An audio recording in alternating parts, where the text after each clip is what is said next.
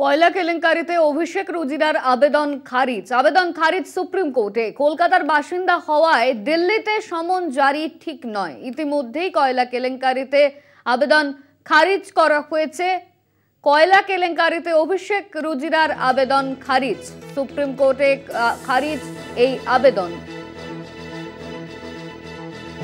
পল্লব চট্টোপাধ্যায় আমাদের সঙ্গে রয়েছেন ফোন লাইনে। পল্লব দা, কয়লা কেলেঙ্কারিতে অভিষেক রুজিরার আবেদন খারিজ করা হয়েছে সুপ্রিম কোর্টের তরফে, কি জানা যাচ্ছে?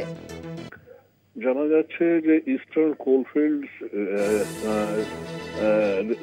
লিমিটেডের বিভিন্ন খনি থেকে যে বিপুল পরিমাণ কয়লা চুরি ও পাচার হয়, সেই সূত্রে পাতিয়ালা হাউস কোর্টে সিবিআই ও ইডি যে মামলা দায়েরটা করে, সেখানে মোটামুটি প্রায় 1300 কোটি টাকা দুর্নীতির বা পাচারের অভিযোগ আছে।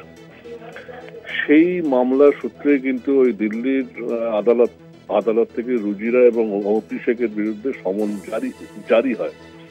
প্রথমে তারা এই সমনের বিরুদ্ধে কলকাতা হাইকোর্টে আবেদন জানান, কিন্তু কলকাতা হাইকোর্ট সেই আবেদন খারিজ করলে তারা সুপ্রিম কোর্টে যান। সুপ্রিম কোর্টে চিফ জাস্টিসের নেতৃত্বাধীন 3 বিচারপতির ডিভিশন বেঞ্চ এই মামলার শুনানি শেষ করে রায়দান রেখেছিল,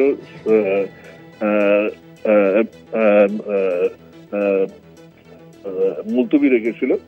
এদিন আরজিকর মামলার শুনানি শুরু হওয়ার ঠিক আগে সেই রায় জানানো হয় এবং সেখানে সাফ জানানো হয় যে পিএমএলএ আইন অনুযায়ী ইডি যে সমন তাদেরকে পাঠিয়েছে তাতে কোনো ভুল নেই। এটাই আজকে সুপ্রিম কোর্ট নির্দিষ্টভাবে জানিয়েছে। ধন্যবাদ তোমায়। আমাদের সঙ্গে ছিলেন আমাদের প্রতিনিধি পল্লব চট্টোপাধ্যায়।